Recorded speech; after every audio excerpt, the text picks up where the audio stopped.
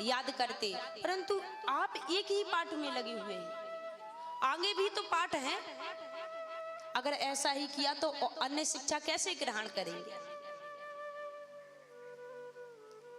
तो युधिष्ठिर क्या जवाब देते? बोले गुरुजी, आपने पाठ पढ़ाया और हमने पढ़ा, परंतु जब तक ये सत्य का पाठ मैं अपने जीवन में नहीं उतार लेता, तब तक अन्य कोई पाठ नहीं पढ़ूंगा।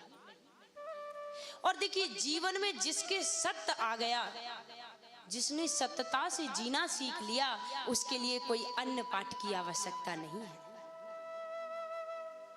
बोले गुरुजी, जब तक मैं इसको अपने जीवन में नहीं उतार लेता, तब तक मैं अन्य पाठों में नहीं प्रवेश करूंगा।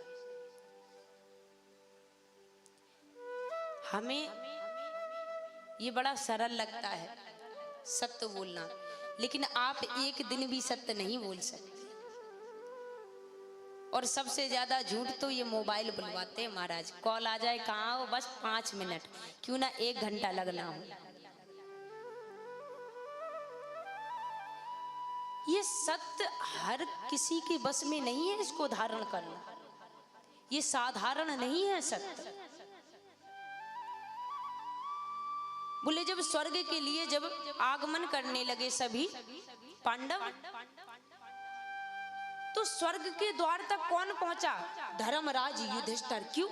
क्योंकि उन्होंने सत्य का पाठ किया था, अन्य और भाई नहीं पहुंचे। और उनके साथ कौन गया? बोले उनका एक कुत्ता। जैसे ही महाराज स्वर्ग के द्वार पर पहुंचे तो पहरेदारों ने रोक दिया। बोले महाराज रुक जाइए। बोले क्यों? बोले आप तो अंदर जा सकते हैं, परंतु जानवर ले जाना मना। धर्मराज युधिष्ठिर ने कहा ऐसे कैसे महाराज? जहां पर मेरे भाई मेरे पत्नी ने साथ छोड़ दिया, ये कुत्ता मेरे साथ साथ आया, तो इसको कैसे छोड़ दूं? हाँ, अगर ये अंदर नहीं जा सकता तो मैं भी अंदर नहीं जाऊंगा। जैसे ही ऐसा कहा तो आज जो कुत्ता था महाराज, साक्षात नारायण बन जाते हैं। बोले बाल कृष्ण लाल की। ये कोई कुत्ता नहीं था, ये स्वयं भगवान थे। ये धर्मराज युधिष्ठिर की आखिरी परीक्षा थी। आज धर्मराज युधिष्ठिर यहाँ भी पास हो जाते हैं। इसलिए सबसे पहले सत्य अपनाइए। भागवत जी में किसकी वंदना की? किसी देवता की वंदना नहीं की, सत्य की वंदना की है। और सत्य से बड़ा कोई पाठ नहीं है, परंतु इस सत्य को अपनाना हर किसी के बस में नहीं है।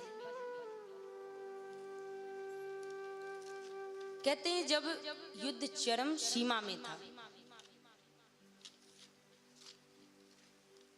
तो उस समय पांडवों में केवल 7 बचे हुए थे और कौरवों में 3।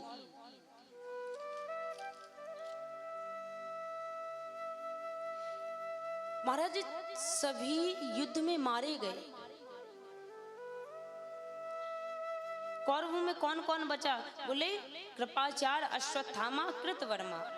और पांडवों में पांडव, कृष्ण और सात्विक।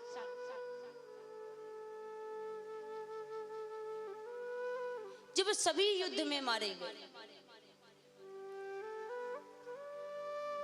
और भीमसेन के द्वारा दुर्योधन की जंघा टूट गई, तब वहां पर कौन पहुंचा? बोले अश्वत्थामा पहुंचे। आइएगा एक भजन लेते हैं, इसके बाद हम महाभारत में आगे चलेंगे। और देखो मैया, ये भजन किस लिए होते हैं? ये जो आपको आलस आ रहा है ना बैठे बैठे, इसीलिए होते हैं। तो क्या कहूंगी मैं आपके लिए कि ऐसे चुप ना रहा कीजिए मेरे प्यारे, क्योंकि आपका चेहरा देख करके हमें कथा बोलना और आप इनका चेहरा देख करके कि